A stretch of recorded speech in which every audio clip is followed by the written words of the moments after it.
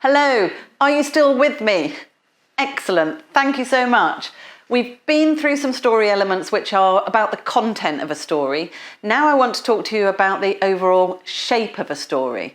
So when I ever go to a client, the first thing I do in the group is get everybody to pair up and tell a story. And the body language is fantastic. You'll see them lean in and they're all connected. One's listening, one's telling. And then when they're finished, they lean out and then they're just chatting. And so they've already proved to themselves that they know this shape of a story. It has a very particular start, a particular end, and then we go back to sort of normal conversation again. So the start is a point where we pose a question in the audience's mind. We say something that intrigues them, and it's a moment of transaction where you are saying to your audience, I'm crafting something for you, and they are saying, oh, well, I'm really busy, but I really want to know the answer to that. I'll give you 2 minutes. I'm listening. So like a little run into a story. So when I'm with clients, I try and sort of like weave around and spy on the stories so I can get some examples of this first line.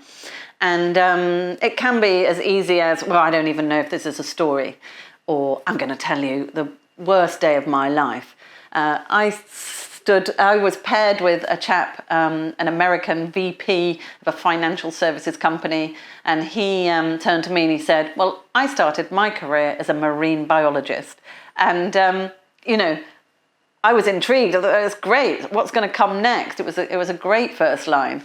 So it's not the story, but it's a line that settles us in. And so in my story that I told you, I said, I'm going to tell you a story. It's an important, it was quite a long line actually. I'm going to tell a story. It's an important, event in my life when we pitch changing rooms to the BBC. That's probably longer than you'd ever normally use. And then the end point, this definitive end point, which is planned by the storyteller and satisfying to the audience. So all of those sort of questions that the audience had in their minds that have been raised across the story have been answered by the definitive end. So if you've ever read a book, watched a film and said, oh, I didn't like the end, that in your mind, the storyteller has not given you the definitive end you wanted, not proper closure. Questions have not been answered that you thought should be answered.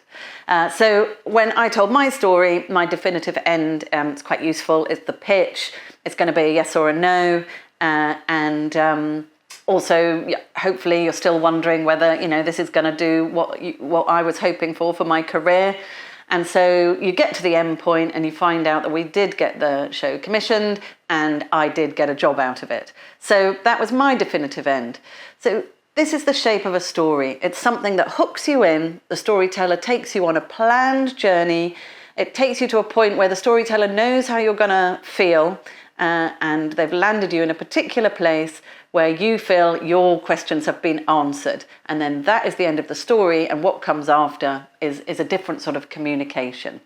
So strong start, definitive end, and keep traveling towards that end point. Next time, I'm going to be talking about story driver and generous delivery, and that's the last two. So I hope you can join me for that.